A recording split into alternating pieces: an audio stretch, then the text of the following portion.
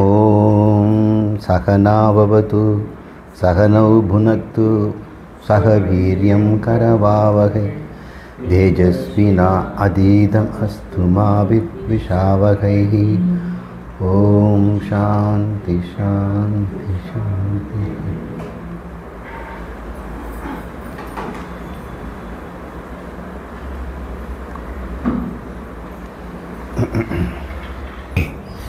ஐயா வணக்கம் ஐயா. கோயம்புத்தூர் பொள்ளாச்சி வர வழியில் கற்பகம் காலேஜ் அப்படின்னு ஒரு காலேஜை தாண்டி வந்தேன். அதில் ஒரு வார்த்தை ஒன்று இருந்தது மெயினாக, அறிவை பெற்றோர் அனைத்தையும் பெற்றார் அப்படிங்கிற வார்த்தை ஒரு காலேஜுக்கான அருமையான வார்த்தை. அதை தாண்டி உங்களுடைய ஆத்ம வித்யாலயம் அத்வைத வேதாந்த இந்த இடத்துக்கு நான் வந்தப்போ எனக்கு தெரிஞ்சது என்னென்னா, அறிவு எப்போது முழுமை அடைகிறது அப்படிங்கிறது இங்கே வந்ததுக்கப்புறம் நான் நல்லாவே தெரிஞ்சுக்கிட்டேன். எதில் தெரிஞ்சுக்கிட்டேன்னா, அறிவு இருப்பாக மாறுகிறதா, ஒட்டுமொத்த இருப்பாக மாறுகிறதா, உனக்குள் நீ இருப்பாக இருக்கிறாயா, அறிவாக இருக்கியா, இருப்பாக இருக்கியா? இருப்பு எங்கும் இருக்கிறது, அண்ட சராசரியும் இருப்பு தான். எனக்குள்ளும் அந்த இருப்பு இருக்கிறது. எனக்குள் இருக்கிற இந்த இருப்பை நான் கவனிக்கணுமா, இல்லை அண்டத்தில் இருக்கிற இருப்பை நான் கவனிக்கணுமா, இல்லை இது ரெண்டுத்தையும் கனெக்ட் பண்ணி பார்க்கறதுக்கான டெக்னிக் என்ன? நான் அது எல்லாம் ஒன்றா சேர்ந்துருச்சுன்னா முடிஞ்சு போச்சு, வேலை முடிஞ்சிருச்சு. ஐயா அதை தான் சொல்ல வரீங்க, சுவாமி அதை தான் சொல்லி தரீங்க. அறிவாக அதை பாருங்கள், அதை ப்ராக்டிஸ் பண்ணுங்கன்னு. இந்த இருப்பு, என்னுள் இருக்கும் இருப்பும் வெளியே இருக்கும் இருப்பும் இணைக்கும் டெக்னிக் என்னன்றது கொஞ்சம் சொன்னீங்கன்னா எல்லாருக்கும் நல்லா இருக்குங்க. நன்றி. மிக அற்புதமாக 3 வார்த்தையை சொன்னார். நான் அறிவாக இருக்கிறேன். ஏதோ ஒன்று இருக்குது, இருத்தல் இருக்கிறது. அது எப்படிப்பட்டதாக இருக்குது? அறிவாக இருக்கிறது. அது எப்படி இருக்குது?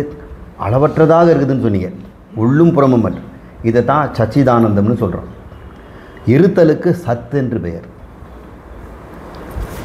அறிவுக்கு சித்து என்று பெயர். அது அளவற்றது, உள்ளும் வெளியும் எங்கும் இருப்பதுங்கிற அனந்தம் என்று பெயர். அந்தம்னா முடிவு, அனந்தம்னா முடிவற்றதுன்னு பேர். இதே தான் நீங்கள் சொன்னீங்க. சச்சிதானந்தம் எதை ஒன்று இந்த வேதம் சொல்லுதோ, எதை சொல்லுது? யாருக்கு அந்த பேர்? பிரம்மத்துக்கு பேர். அந்த பிரம்மம் இந்த பிரபஞ்சமே அழிந்த பிறகும் இருக்கும். அழிந்த பிறகு மறுபடியும் சிருஷ்டி பண்ணுறதுக்கு அதுதான் இருக்குது. தன்னிலிருந்து அதை உண்டாக்கி தானாகவே இருந்து தன்னிலே அதை மறைத்து கொண்டு அது இருக்கிறது. அது முக்காலம் நித்தியம் இருப்பதனால, அது இருப்பதனால சத்து. அது இருக்குதே, அதுக்கு ஏதாவது உணர்வு தானே இருக்குது, அதுதான் சித்து, உணர்வுடையது. அந்த உணர்வு சரீரத்துக்குள்ளே அடைஞ்சிருக்கிற உணர்வாக நமக்கு இருக்குது. அப்படியான்னு கேட்டோம்னா இல்லை. சரீரத்தையும் கடந்து அகிலாண்ட கோடி பிரம்மாண்டத்திலும் நிறைந்திருக்கின்ற ஒரு நிறைவு. அப்போது இந்த ஞானத்தினால ஒருவன் தன்னை என்னென்னு உணர்றானா, நானும் சத்து, அழியாதவன், மாறாதவன், காலத்தால் எப்பொழுதும் இருப்பவன். இந்த பிரபஞ்சமே அழிந்தாலும் நான் இருப்பேன். எல்லா பிரபஞ்சமும் என்னால் இருக்க வைக்கிறது, என்னை சார்ந்து இது இருக்கிறது. நான் சார்பற்றவன், நான் சார்பற்ற தனி முதல். ஆனால் மனிதனாக வாழும்போது எல்லாத்தையும் சார்ந்து வாழ வேண்டியது. டிராஃபிக்கில் யாராவது சார்ந்து இருக்கணும், பொருள் ஒன்று வாங்கினோன்னா கடைக்காரனை சார்ந்துருக்குது, சம்பளத்துக்கு யாராவது சார்ந்துருக்குது, எதையாவது சார்ந்தா, பூமியை சார்ந்தான் நடக்க வேண்டியது, காற்றை சார்ந்தால் மூச்சை விட வேண்டியது. சார்புடையவனாக இருக்கின்ற ஒருவன் தன்னை சார்பற்ற தனி முதலாக எப்படி மாற்றிக்க முடியும்? மாற வேண்டாம், அதுதான். அது நடைமுறை வாழ்க்கையில் எப்படி நீங்கள் இணைக்க போகிறீங்க? சச்சிதானந்தமாக பிரம்மமும் நான் சச்சிதானந்தமாக உடம்பில் இருக்கின்றவனும் எப்படி இணைப்பது? இணைக்க வேண்டிய அவசியமே இல்லை. ஏனெல்லாம் 2 சச்சிதானந்தம் இல்லை, ஒரே சச்சிதானந்தம். இப்போ சரீரத்தில் அடைபட்டது போன்ற ஒரு நிலை, அது பேர் தான் அவச்சின்னம்னு பேர். சரீர அவச்சின்ன, அந்த கரண அவச்சின்ன சச்சிதானந்தம் ஜீவன். அப்படி தான் டெக்னிக். அளவற்ற ஒன்று இங்கே மனதிற்குள்ளே நிரம்பியிருப்பது போன்ற ஒரு உணர்வு, அதுதான் ஜீவத்துவம். இந்த நனவுனால், இந்த ஞானத்தினால ஜீவத்துவம் அழியுது. ஜீவன் அழியறதில்லை. இந்த மனம் இருக்கும், மனதில் அந்த சச்சிதானந்தம் இருக்கிறது, பிரதிபலித்து கொண்டு இருக்குது, மனதை இருக்குது, அது இருக்கும், அது அழிவதில்லை, ஜீவன் அழிவதில்லை. ஆனால் ஜீவத்துவம் அழியும். ஜீவத்துவம்னா இந்த அல்ப மனிதத்தன்மை இருக்குது பாருங்கள், அந்த அல்பத்தனம் அறியும், பிரம்மத்துவம் நிலைக்கும். அதே மனசில் அந்த மனசு இப்போ தெரிஞ்சுக்கிச்சு. மனசை நீங்கள் பானைன்னு நினச்சிக்கங்க. இப்போ என்ன தெரிஞ்சுக்கிச்சுன்னா நான் மண்ணுன்னு தெரிஞ்சிச்சு. இனிமேல் வெளியே இருக்கிற களிமண்ணும் பானையாக இருக்கின்ற நானும் ஒன்று சேரணும் அப்படின்னு சொல்லுமா? சேர்வதால் என்ன அடிஷன் கிடைக்குது? ஒரு பானையில் இருக்கிற மண் எங்கும் இருக்கின்ற களிமண்ணோட கலந்தால் என்ன அட்வான்டேஜ் இருக்குது? அதுக்கு ஒரு அட்வான்டேஜ் கிடையாது. அதுக்கு தன்மை மாறிட போதா? அளவற்ற தன்மை உண்டாயிடுமா? எப்பவுமே இது அளவற்றது தான். தன்னை பானைன்னு நினச்சதுனால தான் பானை அளவாடைய மண்ணுன்னு நினச்சிட்டுது. பானைங்கிற எண்ணம் மறைஞ்சதுனால் அது எங்கிருந்தாலும் அது அளவற்ற மண்ணே அப்படின்னு தெரிஞ்சுக்கணும். இங்கே ஞானத்தினால் நாம் அறிவில் அளவற்றவன் என்றும் அழியாதவன் என்றும் மாறாதவன் என்றும் நிறைவான போதுமென்ற மனமுடையவனாகவும் வாழ்ந்துக்கிட்டு இருக்கிறோம். அதுதான் நம்முடைய வாழ்க்கை. அறிவில் நமக்கு இருக்குது. ஞானத்தை நம்ம குருக்கிட்டேருந்து பெற்றுட்டோம். இன்றைக்கி அழிக்க முடியாத ஞானம் நமக்கு பெருச்சிச்சு. இரவில் எப்போ கூப்பிட்டு கேட்டாலும் நீ யாருன்னு கேட்டோம்னா நான் என்றும் இருக்கின்ற பிரம்மம், அளவற்றவன் அப்படின்னு நீங்கள் சொல்லலாம். அதுக்கு சந்தேகமே இப்போ இல்லை. அந்த சந்தேகம் வந்ததெல்லாம் நம்ம களைஞ்சிட்டோம். அது பேர் மனநம்னு பேர். சொல்லிடுறது கேட்குற வரைக்கும் சிரவணம். ஆனால் அவங்களுக்குள்ள சந்தேகம் வரும், நான் அளவற்றவனா அப்படின்னு. அறிவில் தான் அளவற்றவன், உண்மையிலே அறிவற்றவன் தானா அப்படின்னு சந்தேகம் வந்ததுன்னா இல்லை, சந்தேகப்படக்கூடாது. சந்தேகம் இல்லாமல் அளவற்றது ஒன்று தான் இருக்க முடியும். நான் அளவற்றவன் வந்து என் குரு எனக்கு நிரூபித்து காட்டியிருக்கிறார். எத்தனை உதாரணங்கள் சொல்கிறார் அப்படின்னு சிந்தித்து சிந்தித்து சிந்தித்து சந்தேகம் இல்லாமல் போயிட்டோம்னா அதுக்கு பேர் மனநம்னு பேர். மனநம் பூர்த்தி ஆகிட்ட பிறகு இனிமேல் சந்தேகமே இல்லாமல் நான் அளவற்றவன்னு இந்த அறிவு சொல்லிக்கிட்டே இருக்கும். ஆனால் இந்த மனம் பாழா போன மனம் இருக்குதே, அது பழைய கழுநீர் பானை, அதில் துர்நாற்றம் வந்துக்கிட்டே இருக்கும். அது எப்பொழுதுமே ஒன்று சொல்ல ஜாக்கிரதையாக இருந்துக்க. இது வெறும் டெக்ஸ்ட் புக் நாலேஜ், சும்மா சொல்லியிருக்கிறாங்க. உன்னை அளவற்றவன் அளவற்றன்னு சொல்லி உன்னை ஏமாற்றிட்டு இருக்குது.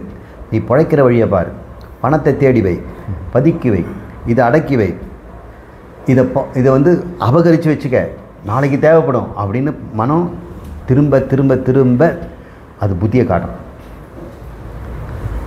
இதுக்கு தான் மனிதனுக்கு ஞானம் வந்த பிறகு கொஞ்ச நாளாவது வாழணும். அந்த வாழும் பொழுது அவன் இந்த மனதை பழக்கப்படுத்துகிறான். அந்த பழக்கப்படுத்துவது பேர் தான் நிதித்தியாசனம் பேர். புத்தியை புகட்டலாம். புத்தி ஒரு தடவை சொன்னால் கற்றுக்கும். ஒரு கணக்கை போட்டுட்டு 2 + 2 4ன்னு சொன்னோம்னா அதோட முடிஞ்சுது, ஞானம் வந்துடுச்சு. மறுபடியும் அதில் சந்தேகமே கிடையாது. மனதுக்கு புத்திக்கு நாம் உடனடியாக மாறிடாது. ஆனால் மனம் புத்தி கிடையாது, அது பழக்கத்தால் தான் மாறும். அதை பழக்கணும். புத்தியை புகட்டு, மனதை பழக்கு. மனதை பழக்கணும்னா நீங்கள் மனிதனாக வாழ்ந்து எத்தனை கோடி பிறவி, அப்போ மனம் எத்தனை பழக்கம் பழகிறது. இந்த அல்பத்தனத்துக்குன்னே அது வந்து தயார் பண்ணி வச்சுருக்குது. எவ்வளவு தான் குருன்னு வந்து ஒன்று பிரம்மம்னு சொன்னாலும் நோ, பழைக்கிற வழியை பார்க்கணும் அப்படின்னு தன்னை அல்பத்தனத்தை காட்டிக்கிட்டே இருக்கிற அந்த மனசை அறிவு என்ன செய்யும்? இப்போ 2 நாளாக கற்றுக்கிட்டு இருக்கிற இந்த ஞானம் குட்டி குழந்தையாக இருக்குது. இந்த மனம் பல கோடி பிறவியில் இந்த அல்பத்தனத்தில் வாழ்ந்து அது பிரம்மாண்டமான ஒரு ராட்சசனாக இருக்குது. இப்போ எப்படி நம்ம கலக்கிறது? இந்த அண்டத்தில் இந்த பிண்டத்தை எப்படி கலக்கிறது? அங்கே இருக்கின்ற பிரம்மத்தை இங்கே இருக்கின்ற ஆத்மாவை என்ன கலக்கிறது? அறிவில் கலக்க வேண்டியது இல்லைன்னு தெரிஞ்சு போச்சு. ஆனால் இன்னும் பிரிந்து இருக்குதுன்னு யார் சொல்கிறது? இந்த மனம் சொல்லுது. இந்த மனசை தான் பழக்கணும். இதுதான் இப்போ இந்த கைவல்யம்னு சொல்லக்கூடிய கேவல பாவம், தனிமை, ஒருமை, தனி முதல் என்றது கேவலம்னு பேர். அது வந்து கைவல்ய பாவம்னு பேர். இந்த கைவல்ய பாவத்தை அறிவு புரிஞ்சுக்கிச்சு. ஆனால் மனசு பழகணும். பல கோடி பிறவியாக வளர்ந்துருக்கின்ற அந்த பூதத்தை பட்டினி போடுங்க. அந்த உணர்வுக்கு பட்டினியை கொடுங்க. இந்த அல்பத்தனம் வந்ததுன்னா பட்டினி போடுங்க. அது வந்து சோறு போட்டு வளர்க்காதீங்க. அது அல்பம்னு சொல்லிட்டு ஏதாவது தேடிச்சுன்னா நில்லு. நீ யார்?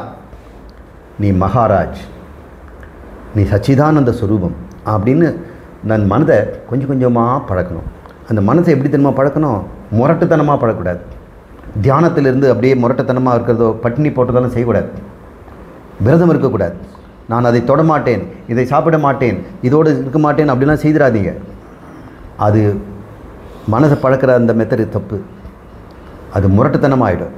எப்பொழுதுமே ஒரு பெண்டுலத்தை அப்படி இழுத்து விட்டிங்கன்னா மனசை ஒரு பக்கம் பிரம்மச்சாரியத்தை கொண்டு போயிட்டீங்க வைங்க, விட்ட உடனே நடுமத்திக்கு போகாது, எதிர்முனைக்கு போகும். எந்த வேகத்துக்கு போகும்? எந்த இடத்துக்கு இழுத்தீங்களோ. மனதை வலுக்கட்டாயப்படுத்தி அதை பழக்கக்கூடாது. எப்படி ஒரு பசுமாட்டை சங்கரர் சொல்கிறார் உபதேச சாகஸ்ரீயில் எப்படி பழக்கணும்னா, ஒரு மாட்டை மூக்கணாங்கயிறு போட்டு இழுத்தோம்னா நம்மளை இழுத்துட்டு போயிடும். அதுக்கு முன்னாடி பசும்புல்லை காமிச்சு அதை தடவி கொடுத்து அப்படியே கூட்டிகிட்டு போய் பட்டிக்குள்ளே அந்த புல்லை தூக்கி போட்டுட்டு அது ஓடி உள்ளே போகும்போது கதவை சாத்தியணும். இது வந்து அந்த மனதை எப்படி நீங்கள் இந்த அல்பத்தனத்துக்கு பழகினீங்களோ அதை இந்த பூமாவுக்கு பழக்கணும். பூமானா பிரம்மம். அல்பம் பூமாங்கிறத நம்முடைய உபநிஷத்து தான் பயன்படுத்துது. சாந்தோக்க உபநிஷத்தில் பூம வித்யா அப்படின்ற இடத்துல நாரதருக்கு இப்படி உபதேசம் படுத்துது. அவருக்கு இதே கேள்வி தான் கேட்குறாரு நாரதர். சுவாமி, நான் அநேக வித்யா படிச்சிருக்கிறேன். கருட வித்யா, பாம்பு கடிக்கு இருக்கிற மருந்து, அப்புறம் ஜோதிடம், இப்போ பூமியில் இருக்கிற புதையலை கண்டுபிடிக்கிற ஜியாலஜி, மினராலஜி, ஜெம்மாலஜி, இதெல்லாம் சாஸ்திரத்தில் இருக்குது. இப்போ தான் பேரெல்லாம் மாற்றி இங்கே கொடுக்குறாங்க. இது அத்தனையாக ஒரு லிஸ்ட்டு போடுறார். இத்தனையாக படிச்சிருக்கிறேன், ஆனால் ஆத்மவித் சோதகம் தரதி அப்படி சொல்கிறாங்களே, ஆத்மாவை அறிந்தவன் கவலையை கடந்துக்கிறான்னு சொல்கிறாங்களே, அதுதான் எனக்கு இன்னும் தெரியல அப்படின்றான். லைக் அறிவில் நீ பெற்றிருக்கிற, மனசில் நீ அதை பழக்கணும். அப்போ மனசை அல்பத்தனத்தில் ஊட்டி வளர்த்து பிரம்மாண்டமாக்கணும். இந்த ஞானத்தை பத்த போட்டிருக்கிறோம். 2 நாள் பச்சை குழந்தை அது சிரவணத்தை கேட்டு கேட்டு மனனம் பண்ணி பண்ணி ஊட்டச்சத்தை கொடுத்து புத்தியை பெருசாக்குனாக்கா இந்த மன உணர்வுகளெல்லாம் பட்டினியாகி அது காணா போய் குட்டியாக போயிடும். அப்புறம் சூரியன் போன பிரகாசமான அந்த ஆத்ம ஞானத்தில் இந்த மனம்ங்கிற சின்ன கேண்டில் லைட்டு நான் கொஞ்சம் வெளிச்சம் தரட்டுமா அப்படின்னு கேட்கும் சூரியன்கிட்ட. சூரியனே, உனக்கு கொஞ்சம் நான் ஒத்தாசை பண்ணட்டுமா, நான் கொஞ்சம் வெளிச்சம் கொடுக்குறேனே அப்படின்னா சூரியன் சிரிக்கும். அப்படி ஞானி தன் மனம் ஆசைப்பட்டு ஒரு பொருளை கேட்டதுன்னா சிரிப்பான். போ அனுபவிச்சுக்க அப்படின்னு சொல்கிறான். முன்னெல்லாம் அப்படி சொல்ல மாட்டான். ஓடு ஓடு ஓடு அப்படின்னு சொல்லுவான். புடி புடி புடி அப்படின்னு கிராகியம். இப்போ அக்ராகியம் ஆகிடும். இதுதான் உபரதி. திதிக்ஷாக்கு முன்னாடி சொல்கிற உபரதி அப்படிங்கிறது இந்த மனசுக்கு தீனி போட்டு வளர்த்தோம் பார்த்தீங்களா, அது போடணும். அதனால் பட்டினி போடுறது எப்படி செய்யணும்? முரட்டுத்தனமாக செய்யக்கூடாது. குழந்தைக்கு நம்ம பழக்கப்படுத்துகிற மாதிரி நம்ம மனசை மெல்ல மெல்ல பழக்கணும். இது பேர் நிதித்தியாசனம் என்று பேர். இந்த நிதித்தியாசனம் என்னன்னு இப்போ சொல்கிறேன். நிதித்தியாசனம்ங்கிற ஒரு தியானம். வழக்கமாக எல்லா தியான பள்ளிக்கூடத்துலேயும் குருநாதர்கள் தியானம் சொல்லித்தராங்க. உண்மையிலே அவங்க சொல்லிக்கிற தியானம் இல்லை, அது உபாசனம்னு பேர். தியானத்துக்கு 2 பேர், உபாசனம், நிதித்தியாசனம். 2மே தியானம்தான். அது செய்கின்ற முறைக்கு தியானம்னு பேர். செய்கின்றதுக்குள்ளே என்ன கருப்பொருள்னு பார்த்தோம்னா மற்ற எல்லா குருநாதரும் சொல்லிக் கொடுக்குறதெல்லாம் உபாசனைகள் தான். ஆனால் ஞானம் வந்த பிறகு அவன் தியானம் செய்கிறான் பாருங்கள், அது மனதை தூய்மைப்படுத்துவதற்கோ மனதை ஒருமைப்படுத்துறதுக்கு இல்லை, மனதை பழக்கப்படுத்துறதுக்கு தான். அது பேர் நிதித்தியாசனம்னு பேர். மற்ற தியானத்துக்கெல்லாம் நியம யமங்கள்லாம் இருக்குது. இப்படி உட்காரணும், இந்த மாதிரி பிராணாயாமம் பண்ணணும், இப்படி பண்ணணும்லாம் நிறைய சொல்கிறாங்க. அப்புறம் எனக்கு இந்த கிழமையில் இப்படி பண்ணு, இந்த நேரத்துக்கு எழுந்துக்க, இதெல்லாம் உபாசனைக்கு உண்டு. ஏன்னா உபாசனைங்கிறது துவைதத்திலிருந்து நான் வேறு இறைவன் வேறுங்கிற பாவனையில் செய்வதனால இறைவனுக்கு உண்டான மரியாதையெல்லாம் கொடுத்து ஆலம்பனமோ அதுக்குண்டான தேவதையும் மந்திரங்களையும் சொல்லி செய்வது அது. ஆனால் நிதித்தியாசனம் அப்படி இல்லை, அதுவும் தியானம்தான். அந்த தியானத்தில் என்ன பண்ண போகிறோன்னா, நீ படுத்துக்கிட்டு செய்யலாம், நின்றுக்கு செய்யலாம், துணி துவைச்சிக்கிட்டே செய்யலாம், மாவாட்டிக்கிட்டே செய்யலாம், சைக்கிள் ஓட்டிக்கிட்டே செய்யலாம், கார் ஓட்டிக்கிட்டே செய்யலாம், எதை வந்து செய்துக்கிட்டே இருக்கலாம். உடம்பு தன் வேலையை அது பாட்டு பழக்கி விட்ட மாதிரி செய்யும். ஆனால் மனதை இந்த அறிவு பழக்கப்படுத்தும். அறிவு என்ன சொல்லும்? நாம் 2 பேரும் யார் தெரியுமா? பிரம்மம். நான் பிரம்மம்னு தெரிஞ்சுக்கிட்டேன். மனமே, நீ பழைய புத்தியிலே பழைய இடத்துல நீ போயிட்டுருக்கிற, நான் படிப்படியாக ஒன்று திருத்துறேன்னு சொல்லி நாம் தனிமையில் அமர்ந்து, அதை கூட்டத்திலேயே தனிமையில் அமர்ந்து நாம் நம் மனத்தை பழக்கணும். எந்த மனத்தை பழக்கணும்னா அது அவங்கவுங்களுடைய மனசில் எங்கே பலவீனம்னு பார்க்கணும். இந்த மனம் எங்கே போகுதுன்னு பாருங்கள். இந்த மனம் எதுக்கு ஆசைப்படுதுன்னு கண்டுபிடிங்க. இந்த மனம் எதை குறித்து பயப்படுதுன்னு பாருங்கள். இந்த மனம் எதை குறித்து பொறாமப்படுதுன்னு பாருங்கள். இதெல்லாம் மனசில் இருக்கக்கூடிய எதிர்மறை எண்ணங்கள், ஆசுரிய சம்பத்து. இந்த ஆசுரிய சம்பத்தை நம்ம மனசுக்குள்ளே பார்க்கணும். நான் எல்லா இடத்துல பலமானதாக இருக்கிறேன், ஆனால் ஒன்றுத்துல தான் எனக்கு பலவீனம் இருக்குது. மற்ற எல்லாத்துலேயுமே நான் பலம், ஒரு இடத்துல சபலம், ஒரு இடத்துல மட்டும் எனக்கு பலவீனம் இருக்குது. இதை மட்டும் ஜெயிச்சேன்னா நான் பிரம்மன் தான். என்னை பிரம்ம நிலைக்கு தடை செய்வதே என் மனதில் இருக்கின்ற பழக்க தோஷம்தான். அதை பிரதிபந்தம்னு சொல்கிறோம். இது பிரதிபட்சம்னு பார்க்கணும். பிரதிபந்தத்தை பிரதிபட்சமாக மாற்றணும். பந்தம் செய்வதை விடுவிக்கணும். உதாரணமாக, ஒரு மனிதனுக்கு அவன் ஆத்ம ஞானியாக இருந்தும் கூட அவனிடம் பொறாமை இருக்குது. என்ன பொறாமை? எல்லாரையும் பார்த்து இல்லை, அந்த குருகுலத்தில் இருக்கிற இன்னொரு சீடரை பார்த்து பொறாமை. இவங்களுக்குள்ள குருவுக்கு அருக்கமாக இருக்கிறாரு, குரு அதிகமாக இவங்ககிட்ட பேசுகிறாரு, அதிகமாக அக்கறை காட்டுறாரு, அவங்க அப்படிப்பட்டவங்க இல்லையே அப்படின்னு ஒரு பொறாமை ஏற்படலாம். ஞானிக்கு கூட வருது அந்த உணர்வு. அதை மட்டும் ஜெயிச்சிட்டாக்கா போதும். அப்போ அந்த உணர்வை அவன் நீக்கணும். அதுதான் அவனுக்கு பிரதிபந்தமாகுது. இப்போ பொறாமைக்கு எதிராக இருக்குது என்னங்க?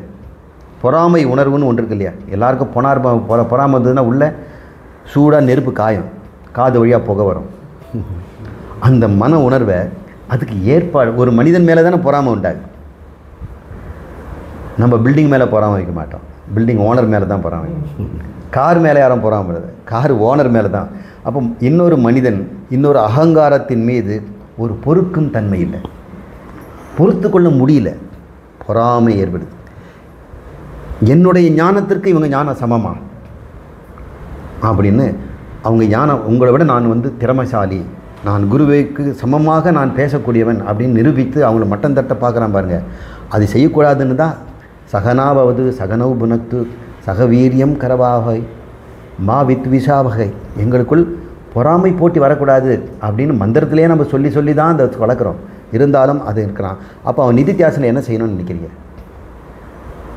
அவன் தியானம் பண்ணும் பொழுது எந்த ஒரு அகங்காரத்தை குறித்து இவன் பொறாமைப்பட்டானோ அந்த அகங்காரத்தை மனசில் கொண்டு வரணும். அந்த குறிப்பிட்ட நபரை கூப்பிட்டு அழைச்சி பொறாமைக்கு பதிலாக பாராட்டை வெளிப்படுத்தணும்.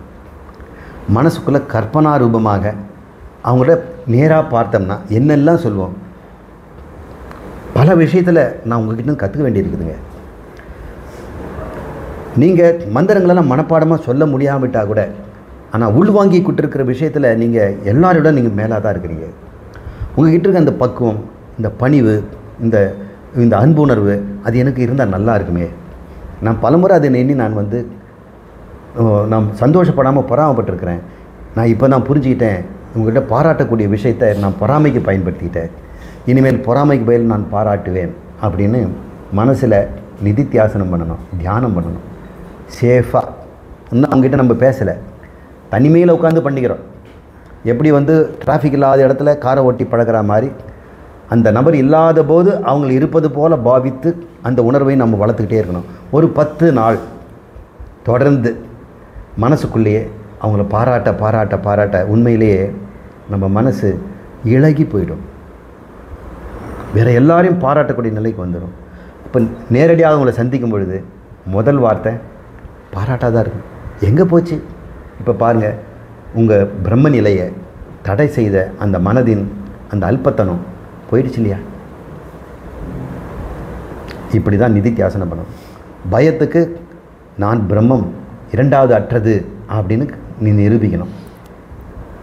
கோபம் வந்ததுன்னா இது மனதினுடைய வெளிப்பாடு, கோபத்துக்கு பதில் நட்பு அப்படின்னு கொண்டு வாங்க. பொறாமைக்கு பாராட்டு, ஆசைக்கு ஆசை நிறைவு தான். அதனுடைய தோஷத்தை பாருங்கள். ஒரு ஆசைப்படுறீங்க, அந்த ஆசையினால் என்னென்ன கஷ்டம் வருங்கிறத பாருங்கள். முதல்ல எவ்வளோ லாபம் வரும், நஷ்டம், அதோடைய இன்பம் வரதை நிறைய பேர் பார்க்குறாங்க. ஆனால் அதில் எவ்வளோ துன்பம் வருங்கிறத பார்க்கும் பொழுது இதுதான் நிதித்தியாசனம்னு பேருங்க. ஞானி இந்த ஞான கல்வியை பெற்ற பிறகு அவனுக்கு 20 வருஷமோ 30 வருஷமோ 40 வருஷமோ 1 வருஷமோ வாழ்க்கை இருக்கலாம். அந்த வாழ்க்கை முழுக்க அவன் மனதை தான் பழக்கணும். ஒருவேளை மனதை பழக்காமலே அவன் இறந்துட்டான், என்ன ஆவான்? ஒரு கேள்வி வருது. அவனுக்கு அறியாமல் போயிடுச்சு அறிவில். ஆனால் மனசில் ஆசைகள் இருந்தால் பிறந்துடுவான். ஆசைகளை நீங்கிடுச்சு. ஆனால் உணர்வுகளில் சின்ன சின்ன உணர்வுகள் இருக்குது பார்த்தீங்களா, அந்த உணர்வுனால் அவன் பிறவியை எடுக்க மாட்டான். அவன் பிரம்மமாக தான் வாழ்வான்.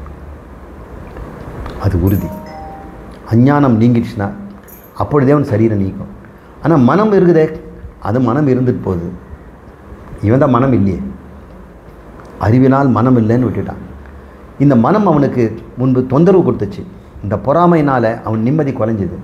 இன்றைக்கி அவன் நிம்மதியை அடைந்து விட்டான். எந்த ஒரு உணர்வும் அவன் நிம்மதியை குலைப்பதில்லை.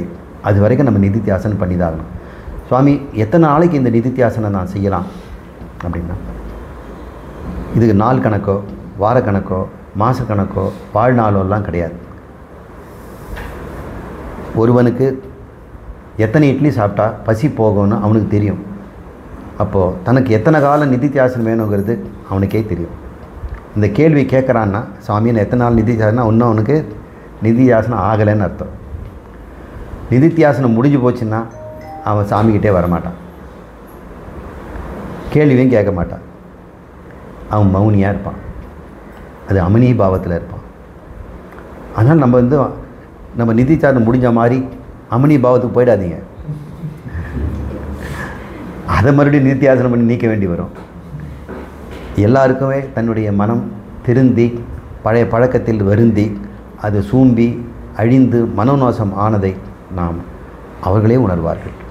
அந்த உணர்வு எப்படி இருக்குன்னா, எப்பொழுதும் சதானந்தம், மனசில் ஒரு பெரிய ஒரு அமைதியும் திருப்தியும் இருக்கும்.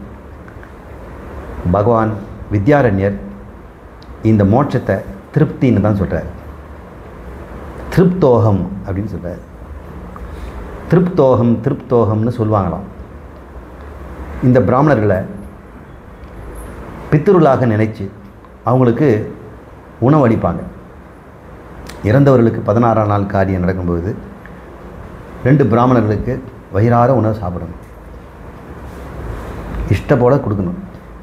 அதுக்குன்னே இருக்கிறாங்க பிராமணர்களில். அவங்க என்ன சொல்லணும்? திருப்தோகம் திருப்தோகம் திருப்தோகம் 3 தடவை சொல்லணும். சொன்னாதான் அந்த ஜீவன் நல்ல கதிக்கு போகும்னு ஒரு சாஸ்திரங்கிறதுனால இது செய்கிறது வழக்கம். திருப்தோகம்னு அவர் எத்தனை தடவை சொல்வார்? 3 தடவை சொல்கிறாரு. அடுத்த வேலை வரைக்கும் தானே, மறுபடியும் இன்னொரு தடவை திருப்தோகம் சொல்லணும் இல்லை. எவன் ஒருவன் திருப்தோகங்கிறத இனிமேல் சொல்ல வேண்டாத அளவுக்கு சொல்லி முடித்து விட்டானோ அவன் முக்திங்கிறார். திருப்தி என்பது தான் முக்திங்கிறார். நாம் திருப்தியாக இருக்கும் போதெல்லாம் மோட்சத்தில் தான் இருக்கிறோம். ஆனால் தற்காலிக மோட்சமாக இருக்கிறோம். அத்தியந்த திருப்தி, முற்றும் முடிவுமாக இனிமேல் திருப்திப்படுத்த முடியாத ஒரு திருப்தி, அந்த திருப்தி தான் மோட்சம். அந்த திருப்திக்கு எது உலை வைக்குதோ, எது குறுக்க நிற்குதோ அதை அகற்றும் வேலை தான் நம்ம செய்கிறது நிதித்தியாசனம். வேற கேள்வி கேட்கலாம். இப்போ அந்த ஐக்கியம் பிடிச்சிட்டிங்களா? உள்ள வெளியும் இந்த ஐக்கியத்துக்கு தடை செய்கிறத மட்டும்தான் நிற்கிறோம். ஐக்கியம் ஏற்கனவே இருக்குது. குறுக்க நிற்கிறவனை தான் நம்ம விலகு, நந்தியே விலகுங்கிறோம். இப்போ நீங்கள் சொன்ன அந்த இதில் இப்போ உபனிஷத்ஸ்லாம் நிறையா இருக்குல்லைங்க. இதெல்லாம் நாங்கள் கண்டிப்பாக எல்லாருமே படிக்கணுமா, இல்லை படிக்காமையே நாங்கள் குருவோட அந்த வார்த்தைகள் மூலமா நாங்கள் அந்த மோட்சத்தை அடைய முடியுமா? நான் இப்போ தைத்திரியத்தில் ஆனந்தவல்லியில் ஒரு உதாரணத்தை சொன்னேன். இப்போது இதை பார்த்து நம்ம வாழ்நாளில் குருநாதரே ஆக முடியாது. அவருடைய நினைவு சக்தி நமக்கு இருக்காது. அதனால் நாம் மோட்சம் அடையலை போல் இருக்கு. குரு மாதிரி என்னைக்கு எல்லா உபனிஷத்துலேருந்து எடுத்து சொன்னமோ அப்போ தான் நம்ம ஞானி. கிடையவே கிடையாது, கிடையவே கிடையாது. அவன் வெறும் இந்த உதாரணத்தை மட்டும் எடுத்து வீசுறான்னு வைங்க மந்திரத்தில், அவன் ஸ்ரோத்ரியன்னு பேர். நல்லா கேட்டு படித்து ஞாபகம் வச்சுருக்கிறான். ஆனால் பிரம்மனிஷ்டனான்னு பாருங்கள், அது அறிந்ததுபடி வாழ்கிறானான்னு பாருங்கள். இப்போ அறிந்தபடி வாழறது முக்கியமா, படித்தது ஞாபகம் வச்சுக்கிறது முக்கியமா? ஆமாம். பழத்தை பார்த்துக்கிட்டே இருக்க போகிறீங்களா, சாப்பிட போகிறீங்களா? பார்த்துக்கிட்டே இருக்கிறது உபநிஷத்தை படிச்சுக்கிட்டே இருக்கிறது. தோணியை ஏறியாச்சு, கரையை வந்தாச்சு, அந்த தோணியை தலையில் தூக்கிட்டு நடக்குமா? ஏணி ஏறியாச்சு, மேலே போயாச்சு, ஏணியை சுமந்து போக போகிறோமா? இந்த கேள்வி சிரவணம் என்பதெல்லாம், இந்த நூல் கல்வி எல்லாம் எல்லாருக்கும் இருக்கணும்னு நான் எதிர்பார்க்கிறேன். ஆனால் ஒரு மனிதனால் நூலை கற்று ஸ்ரோத்ரியனாக இருந்து பிரம்மனிஷ்டனாக இருக்க முடியும்னா நாம் இருக்கலாம் இல்லை? அதுக்கு அவர் என்ன உழைச்சாரோ குருநாதர், அதேவன் நம்ம உழைச்சா போகுது. உழைச்சி என்ன கிடைக்க போகுது? இங்கே இருக்கிற திருப்தி தானே கிடைக்க போகுது. அப்போது நம்ம திருப்தியில் பங்கம் உடையவராக தானே இருக்கிறோம். இந்த உபநிஷத்தெல்லாம் மனப்பாடமாக சொல்ல முடியாதுங்கிற ஒரு பங்கம் இருப்பதனால மோட்சம் இல்லை. அதுவா மோட்சம்? எந்த குருநாதரும் அப்படி ஒரு தற்காலிக மோட்சத்தை கொடுக்க விரும்ப மாட்டார். அதனால் தயவுசெய்து இந்த 10 உபநிஷத்தும் மனப்பாடமாக தெரியணும் அப்படிலாம் நினைக்காது. தன்னை பிரம்மம் என்று உணர்வதற்கு எவ்வளோ கேட்டு தெரிஞ்சுக்கிட்டோமோ அது போதும். வழியை ஞாபகம் வச்சுக்கணுன்ற அவசியம் இல்லை. இலக்கை அடைஞ்சாச்சு. திரும்ப திரும்ப அந்த இடத்துக்கு வரணும்னா வழியை ஞாபகம் வச்சுக்கணும். ஆனால் அதுதான் கடைசி வழி, பரமபதம்னா. இப்போ வழி யாராவது ஞாபகம் வச்சுக்குவாங்களா? இதுக்கு மேலே இங்கே ட்ராவலே இல்லை. ட்ராவல் இருந்தால் கதின்னு பேர், இந்த ஞானிக்கு அகதின்னு பேர். அவனுக்கு கதியே கிடையாது, அவன் பிரம்மம். அதனால் அவனுக்கு வந்த வழியை ஞாபகம் வச்சு வேண்டாம். ஆனால் வந்த வழியை ஏன் ஞாபகம் வச்சுருக்கிறோம்னா, அதாவது உபனிஷத்து ஏன் வரும்னா மற்றவங்களுக்கு வழி காட்டுறதுக்காக. நான் எவ்வாறு அதை அடைந்தேன், யான் பெற்ற இருந்தும் பெருகைய வையகம் திருமந்திரத்தில் திருமூல சொல்கிறார். அதுக்காக நான் இந்த ஆகமத்தை எழுதுகிறேன். அப்போ குருநாதர் எதுக்கு இதை சொல்லிக் கொடுக்குறார் அப்படின்னா, எப்படி சொல்லிக் கொடுத்தா இவங்களுக்கு இந்த நிலை வருமோ அதை சொல்லிக் கொடுத்து அவர் ஞாபகம் வச்சுருக்கிறார். அதனால் எல்லா சீடனுமே குருநாதர் ஆகணுன்ற அவசியம் இல்லை, பிரம்மமாக வேண்டியதான் முக்கியம். அவனுக்கு ஒரு வேளை பிராரப்தப்படி அவன் குருநாதராக இருக்க வேண்டியதுன்னா அவன் அதை செய்து முடிக்கட்டும். அப்புறம் மேலும் உபனிஷத்து ஒரு துணை காரணம்தான். உபனிஷத்து பயன்படுத்தாமே ஞானி ஞானத்தை கொடுக்கலாம். அப்போது அவன் பேச்சே உபனிஷத்து ஆயிடுது. ஞானியினுடைய சொல்லெல்லாம் பேதமாயிடுச்சு. அப்படி புரிஞ்சுக்கங்க. அதனால் நீங்கள் உபனிஷத்து வேதங்களெல்லாம் மறந்தாலும் நீங்கள் பிரம்மமாக வாழ்ந்து கொண்டிருந்தால் நீங்கள் சொல்கிற சொல்லெல்லாம் உபனிஷத்தான். அது ஏதாவது உபனிஷத்தில் அப்படி இருக்கும். நீங்கள் ஏதாவது சொன்னீங்கன்னா அது உபனிஷத்தில் இருக்கும், ஆனால் எங்கேன்னு தெரியாமல் இருக்கலாம். ஆனால் உபனிஷத்தில் கட்டாயம் இருக்கும். அது உபனிஷத்து வாசனை தான் சொல்கிறோம். அதான் குரு வாக்கியம் வேத வாக்கியம்ங்கிறோம்.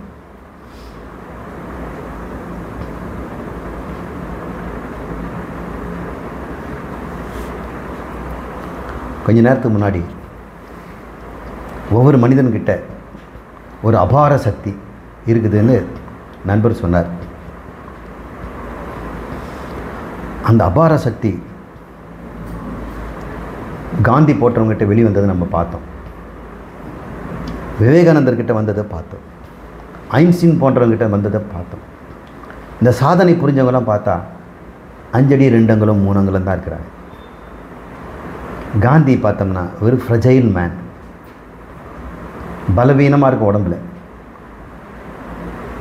துணி கூட அரை நேக்கட்டில் தான் இருக்கார். Who is half naked fakir அப்படின்னு வட்டமேஜை மாநாட்டில் லண்டனில் யார் இந்த ஃபக்கீர்னாக்கா இந்த பிச்சைக்காரன் அப்படின்னு சொன்னார். திஸ் இஸ் மிஸ்டர் காந்தி அப்படின்னு. அவர் டையெல்லாம் போட்டுட்டு பூட்ஸ் எல்லாம் போட்டு போல. ஆனால் ஒட்டுமொத்த இந்திய பிரஜையில் அவர் உட்காருன்னா உட்கார்ந்தாங்க, நில்லுன்னா நின்னாங்க. அவருடைய பலம் எங்கே இருந்தது? அந்த பலத்தை கண்டுபிடிக்கிறதுக்கு ஒரு வழி கண்டுபிடிச்சார் பாருங்க. அது பேர் சத்திய சோதனைங்கிறார். நான் டெஸ்ட் பண்ணுறேங்கிறார். எதையுமே டெஸ்ட் பண்ணாமல் நம்ம கொடுக்கறதில்ல. ஐஎஸ்ஓ முத்திரையோட நான் கொடுக்குறேன், சத்தியம் ஜெயிக்கும். ஏன்னா வேதத்தில் சொல்லிடுது சத்தியமேவ ஜெயத்தை. அப்போ சத்தியம் ஒரு சத்தியாகிரக போராட்டம். சத்தியத்தை கைப்பற்றுதல் பேர் சத்தியாகிரகம்னு பேர். கிரகம்னா பிடிக்கிறது. சத்தியத்தை கைப்பற்றி அதன் மூலம் நான் வாழ்வேன். அது என்னையா சக்தி அப்படின்னு கேட்டோம்னா அவர் ஒன்றே ஒன்று சொல்கிறார், எங்களுக்கென்று கடமை இருக்கிறது. நாங்கள் உரிமையை எதிர்பார்க்காமல் கடமையை செய்பவர்கள். இதுதான் எங்களுக்கு சத்தியங்கிறார். எல்லாரும் கடமை செய்கிறாங்க, எதுக்கு? உரிமை எதிர்பார்த்துக்கிட்டு செய்கிறாங்க. வெளிநாட்டிலெல்லாம் வேலைக்கு போனோம்னா ஜாபுங்கிறாங்க. I am myself reporting to the job அப்படிங்கிறாங்க. இந்தியாவில் என்ன சொல்கிறதுன்னா I am reporting to my duty. ஜாபுக்கும் டியூட்டிக்கும் வேறு இருக்குது. ஜாபுங்கிறது சம்பளத்தை எதிர்பார்த்து செய்யுது. டியூட்டிங்கிறது உரிமை எதிர்பார்க்காத செய்கிற கடமை. தாய் தன் குழந்தைக்கு பால் ஊட்டுறது, இவன் பின்னாடி என்ன காப்பாற்றுவான்ற உரிமை எதிர்பார்த்தா it is not a job, it is her duty. அப்பா குழந்தைக்கு கல்வி கொடுத்து அவன் நடக்க வச்சு சைக்கிள் ஓட்ட வச்சு வீரனாக்கி அறிவாளி ஆக்கி வைக்கிறாருன்னா அவர் அது டியூட்டியா ஜாபா? It is duty. அதை தான் நாங்கள் செய்வோம். ஒத்துழையாமை இயக்கம். நாங்கள் உங்களை அடிக்க மாட்டோம், ஹிம்சை பண்ண மாட்டோம். அஹிம்சோ பரம தர்ம. நான் கத்தியின்றி ரத்தமின்றி நான் ஜெயிப்போன்றார். அஹிம்சைங்கிறார். இது தாங்க பலம். இந்த ஞான பலங்கிறது இந்த அகங்காரத்திலேருந்து தோன்றிய பலம். அந்த அகங்காரத்துக்கு பலம் கொடுத்தது எது? இந்த உபனிஷத் ஞானம், ஆத்ம ஞானம். இந்த ஆத்ம ஞானம் தான் பிரம்மாண்டமான பலம்.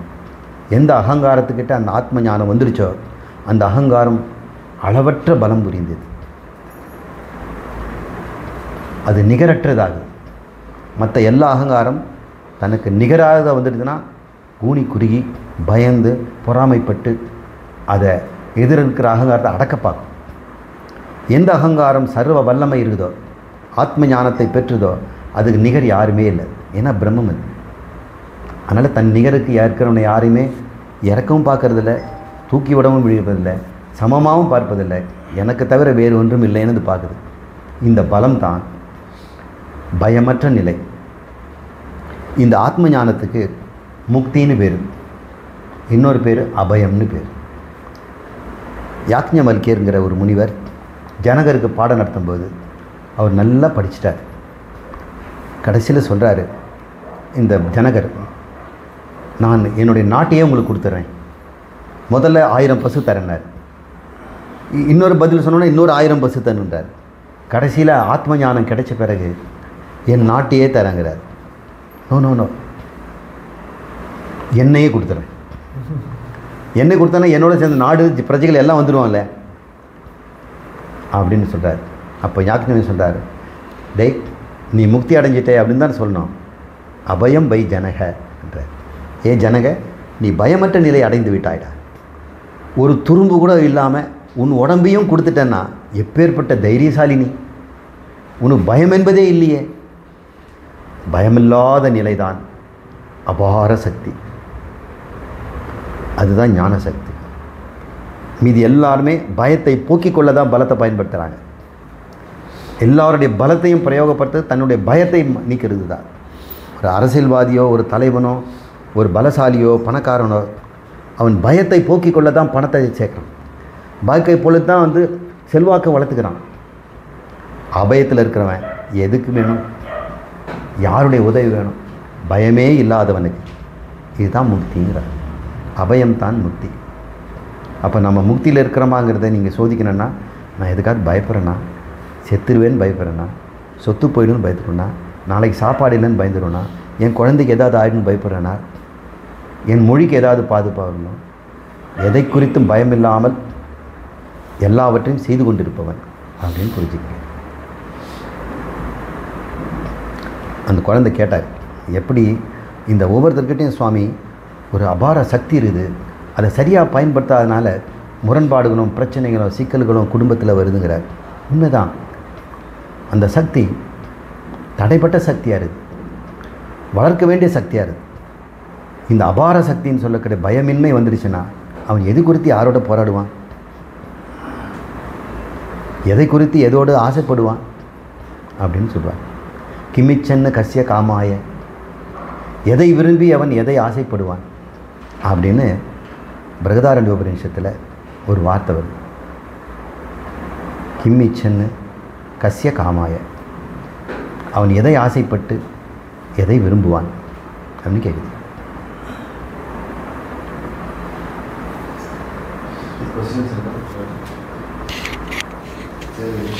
டாக்டர் கேட்குறாரு. கேட்டு சாமி, இது சும்மா இப்போ ஜென்ரல் கொஸ்டின். இப்போ இந்த தீர்த்த யாத்திரை இதெல்லாம் போகிறாங்க இல்லைங்க சாமி, காசிக்கு போகிறது, போயிட்டு வந்ததுக்கப்புறம் ராமேஸ்வரம், இதெல்லாம் வந்து அவங்க கண்டிப்பாக வந்து இந்துஸ்னா கண்டிப்பாக செய்யணுங்களாங்க சாமி? அது இப்போ ஜென்ரலாக செய்கிறாங்க இல்லைங்களா இந்துஸை, காசி ராமேஸ்வரம் போயிட்டு வர்றது, இதெல்லாம் அது எதுக்காக நம்ம செய்யணும்?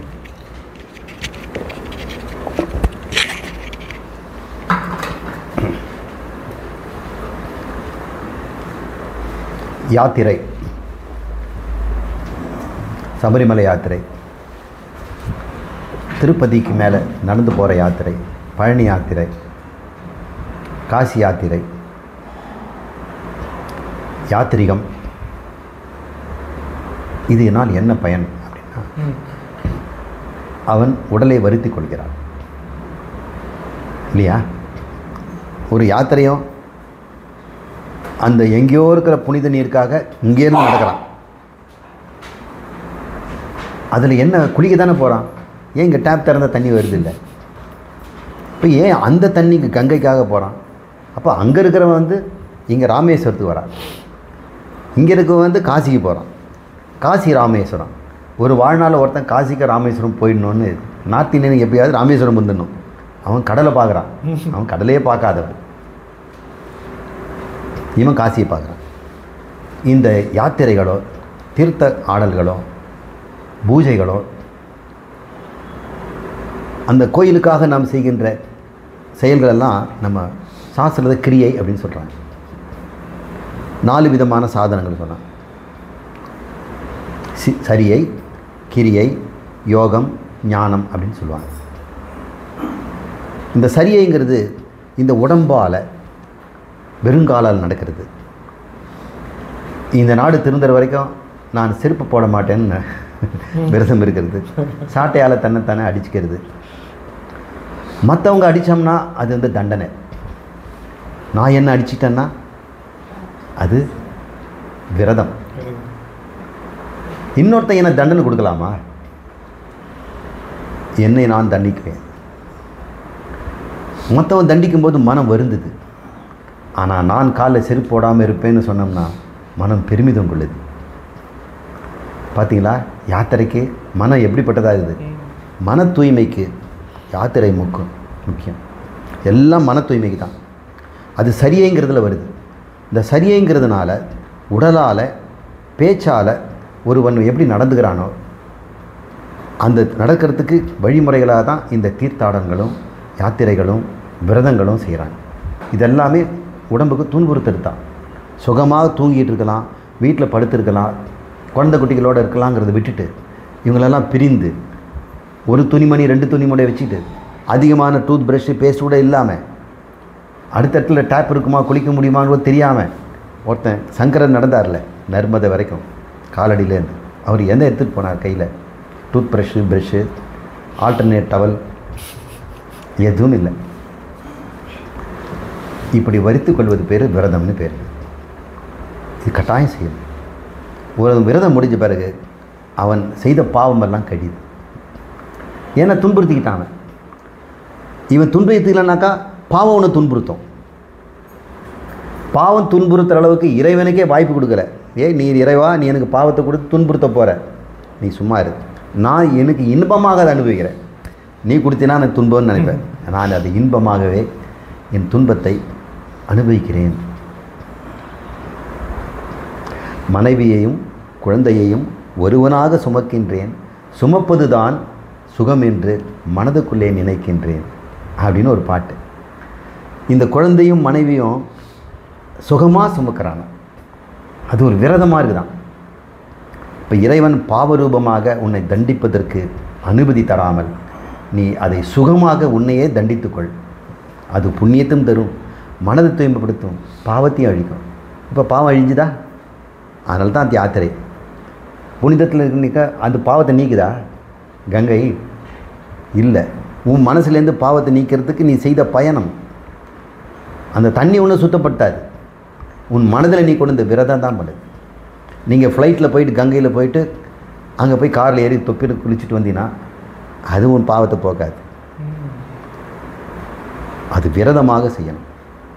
இப்போ புனித யாத்திரையும் புனித ஸ்தலமும் புனித ஸ்நானமும் நாம் வரித்து கொண்டால்தான். இப்போ நீங்கள் கேள்விக்கு பதில் கிடைச்சிருக்குங்களா? கட்டாயம் எல்லாருமே யாத்திரை செய்யணும். மன தூய்மை வேண்டியவர். அதனுடைய பலன் மன தூய்மை தான், பாவத்திலிருந்து விடுதலை. அப்போ கங்கை உன் பாவத்தை நீக்கும்னா கட்டாயம் நீக்கும், நீ விரதமாக செய்தால். எது நீக்கிச்சு? கங்கை தண்ணீர் இல்லை, உன் விரதம். விரதம் இல்லாமல் நீ கங்கை தண்ணியில் குடித்தா பாவம் போகாது. நிறைய பேர் அன்னைக்கு நாளைக்கு மாலை போட்டுட்டு சபரிமலைக்கு புறப்பட்டுருவாங்க. அதுவும் பரவாயில்ல, வேண்டான்னு சொல்லலை. ஆனால் 48 நாள் விரதம் இருந்து குரு சொல்கிறபடியே வாழ்ந்து அதை அனுபவித்து எத்தனையோ வசதிகள்லாம் பண்ணி கொடுத்துருக்காங்க மலையில். இன்னும் கூட அந்த பெருவழி பயணம்னு போகிறவங்க இருக்கிறாங்க. எலிமேரியிலேருந்து நடந்து பம்பைக்கு வரைக்கும் போயிட்டு அந்த மலையை ஏறுறாங்க. ஏன் அந்த மாதிரி கஷ்டப்படுறாங்க? ஏன்னா சுலபமான வழி இருக்குது. பழனி மலைக்கு ஏறதுக்கு கூட படிக்கட்டு இருக்குது, இன்னும் ரோப்காரம் இருக்குது, இன்னும் படிக்கட்டு ஏறி போகிறவங்க இருக்கிறாங்க தானே. அவங்க ஏன் அப்படி செய்கிறாங்க? அது மன தூய்மை தருகிறது. அதனால் சஷ்டி விரதம் இருங்க, ஏகாதசி விரதம் இருங்க, யாத்திரை செல்லுங்கள், அப்புறம் பகிர்ந்துண்டு வாழுங்கள். நீங்கள் பட்னி இருந்தாலும் உன்னத்தில் சாப்பாடு கொடுத்து ஆனந்தப்படுங்கள். அந்த துன்பத்தை நீங்கள் ஏற்றுக்கொள்ளுங்கள். புகழ இல்லாமல் இருப்பேன், என்னை இழந்தாலும் பரவாயில்லை, இகழ்ச்சிக்கு என்னை இப்படி ஆயிட்டையே அப்படின்னு யாரை இகழ்ந்தால் கூட அது விரதமாக ஏற்றுக்கொள்வேன். துன்பப்படாமல் வாழ்வதில்லை, அப்படிப்பட்டது பேர் விரதம் பேர். இதை நாம் ஒவ்வொரு மனிதனும் ஏதாவது விதத்தில் கடைபிடிக்கணும். ஒரு தாய் அந்த பிரசவம் ஆகும் வரை எப்படி விரதம் இருக்கிறார்? அந்த குழந்தைக்கு எதுவும் ஆகிடக்கூடாதுன்னு அங்கே இது ஒத்துக்காதுமா, குழந்தைக்கு இது சாப்பிடாதம்மா, இது குடிச்சிடாத, இது மந்தம். அப்புறம் குழந்தை பெற்ற பிறகும் அது சளி பிடிக்காம இருக்கணும், இவன் வந்து குளிர்ச்சி எதுவும் சாப்பிடக்கூடாது, அது பால் வழியாக அதுக்கு வந்து குளிர்ச்சி கொடுத்துருவோன்னு. அது பெரிய விரதம், அது பெரிய புண்ணியம்.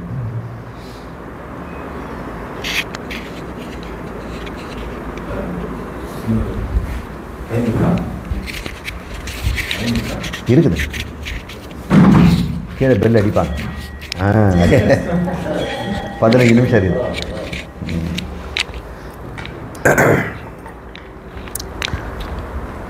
ரெடியா? ரொம்ப அருமையான விளக்கம் ஐயா. இருப்பு இறப்பு 2 ராக்குள்ளே தான் மாற்றமே இருக்குது. அதை மிக பிரமாதமாக எல்லாருக்கும் புரிகிற மாதிரி எடுத்து சொன்னீங்க. ரொம்ப நன்றியாக, ரொம்ப சிறப்பான விளக்கம். கோயம்புத்தூர் மலிச்சம்பட்டி, அதான ஊர் பேர்? மலுமிச்சம்பட்டி, கோயம்புத்தூர் மலுமிச்சம்பட்டியில் இருக்கும் இந்த ஆத்ம தியானம் குருகுலம், ஆத்ம குருகுலம், தியான குருகுலம், ஆத்ம குருகுலம், அதில் வந்ததில் மிச்சம் மீதி இல்லாமல் என்னுடைய சந்தேகங்கள் தீர்ந்தது. எதெல்லாம் ஒரு மனிதனுக்கு வேண்டும்? ஒரு மனிதன் சிறப்பான வாழ்க்கையை வாழ்வதற்கு இங்கு வந்து செல்ல வேண்டும். இந்த மலுமிச்சம்பட்டிக்கு வந்து சென்றால் மிச்சம் மீதி இல்லாமல் அவன் இறப்பற்றவன், அவன் மரணத்திற்கு தான் பயப்படுறான். மனிதன் என்பவன் நோய்க்கும் மரணத்திற்கும் பயப்படுபவன். அது 2த்தையும் விடுவிக்கிற இடமாக மிகப்பெரிய மருத்துவமனைன்னு தான் நான் இதை சொல்லுவேன். இங்கே அனைவரும் வர வேண்டும். அப்படி ஒரு தெய்வீக ஆற்றல் இங்கே இருக்கிறத நான் புரிஞ்சுக்கிட்டேங்க. எனக்கு இன்னொரு கேள்வி என்னென்னா, ஞானி அப்படி என்றால் நான் நீ இணைந்த வார்த்தை தான் ஞானி நானாக புரிஞ்சுக்கிறேன். இதில் நான் என்ற ஒட்டுமொத்தமும் நீ என்ற இந்த மனமும் இணைந்ததுக்கு அப்புறம் இந்த மனம் என்னவாகிறது? அதை ஒழிச்சு கட்டணுன்றது தான் ஐயா நீங்கள் சொன்னதில் எனக்கு புரிஞ்சுக்கிட்டது. இந்த ஒழிச்சு கட்டுற வேலையை எங்கேருந்து ஆரம்பிக்கிறது? நான் ஞானியாக ஒழிச்சு கட்டுற வேலை தான் முதல் வேலை. அது மனம். அது என்கிட்ட இருக்கிற மனத்தை நான் தூக்கி எறிந்து விட்டால் நான் இறப்பற்றவன் என்றுமான இருப்பானவன்றதை புரிஞ்சுக்கிட்டேங்கய்யா. இந்த மனதை மொத்தமாக ஒழிச்சு கட்ட பாமரனுக்கு புரிகிற மாதிரி, என்ன மாதிரி பாமரனுக்கு புரிகிற மாதிரி கொஞ்சம் சொன்னீங்கன்னா நல்லா இருக்குங்க. நன்றி.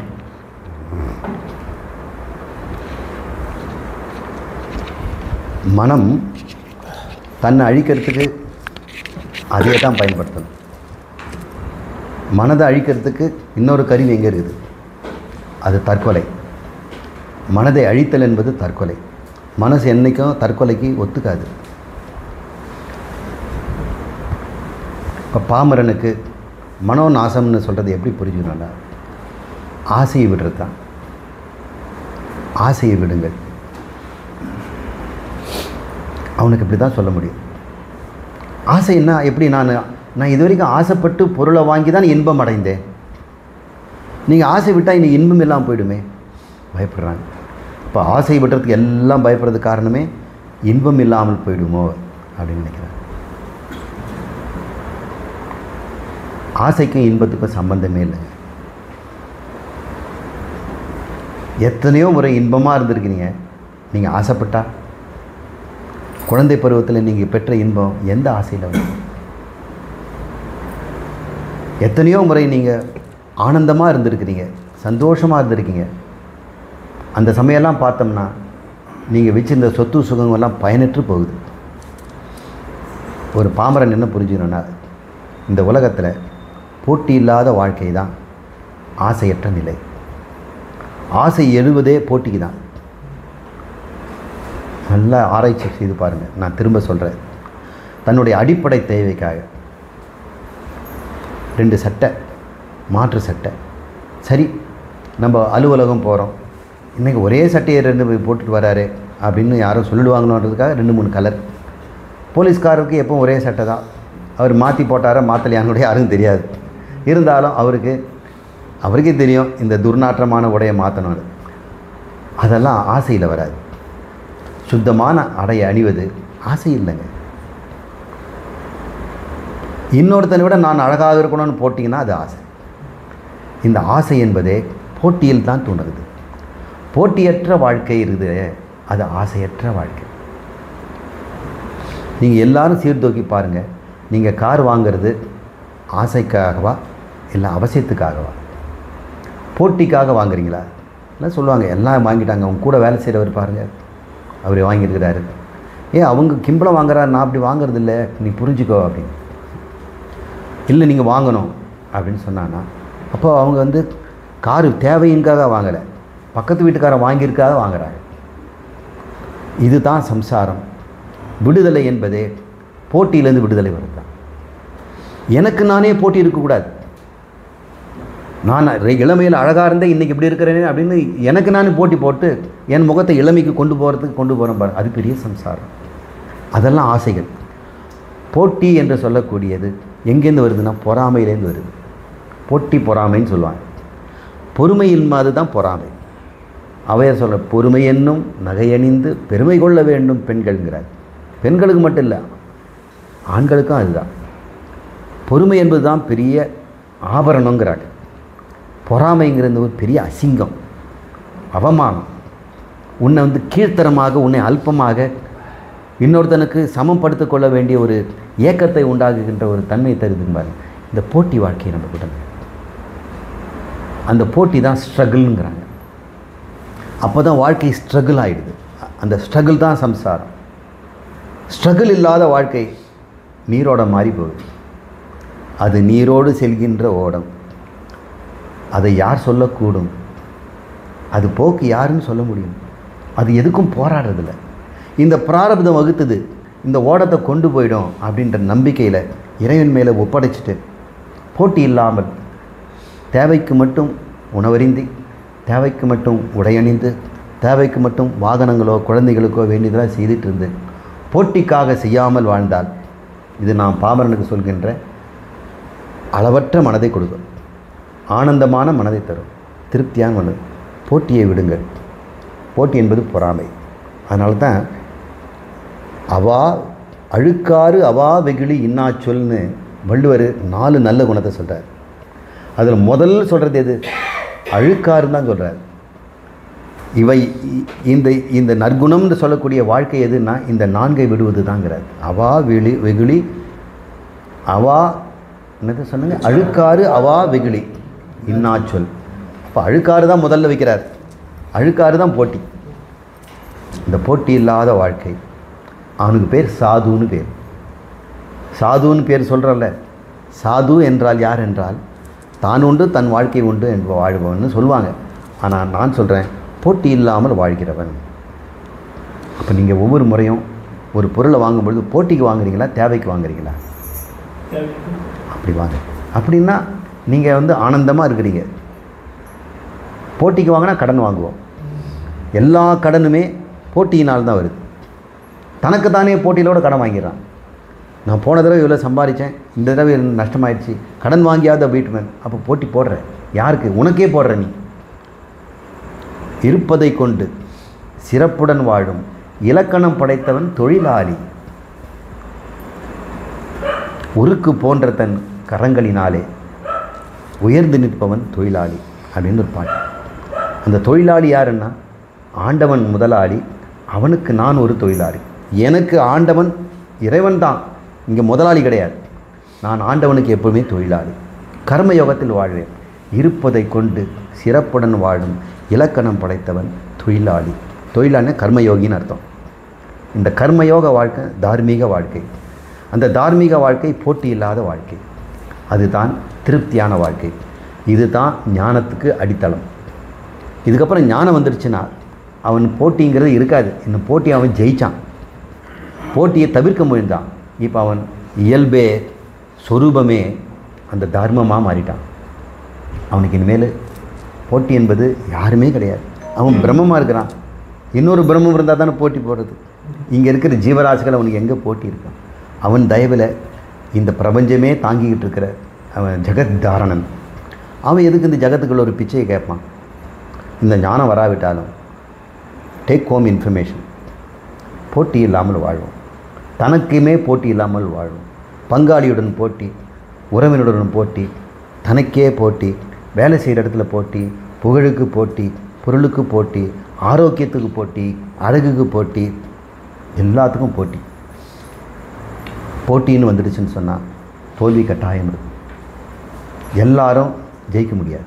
10 பேர் போட்டி போட்டாங்கன்னா ஒருத்தன் தான் ஜெயிக்க முடியாது. அப்போ தோல்வி என்பது போட்டிக்கு தான் உண்டு. எவனோ ஒருத்தன் போட்டி இல்லாமல் வாழ்கிறானோ அவனுக்கு தோல்வியே கிடையாது. தோல்வி இல்லைன்னா அது பேர் என்ன? வெற்றின்னு அர்த்தம்.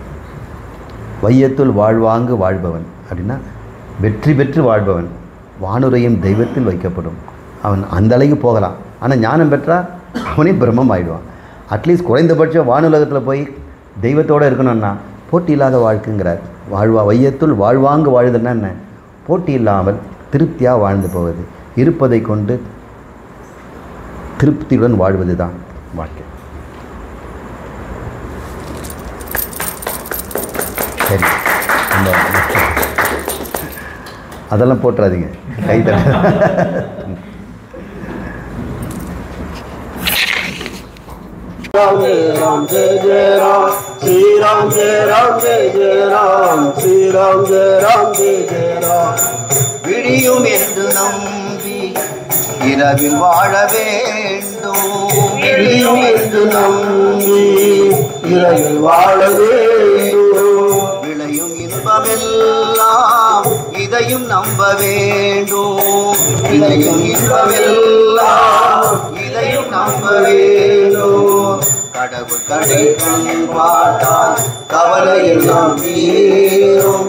கண்ணிமைக்கும் நேரத்தில் காலம் நல்லதாகும், காலம் நல்லதாகும். ஓம் நம சிவாய சிவாய ஓம், ஓம் நம சிவாய சிவாய ஓம், ஓம் நம சிவாய சிவாய ஓம், ஓம் நம சிவாய ஓம், ஓம் நம சிவாய சிவாய ஓம், ஓம் நம சிவாய சிவாய ஓம், ஓம் நம சிவாய சிவாய ஓம், ஓம் நம சிவாய சிவாய ஓம்.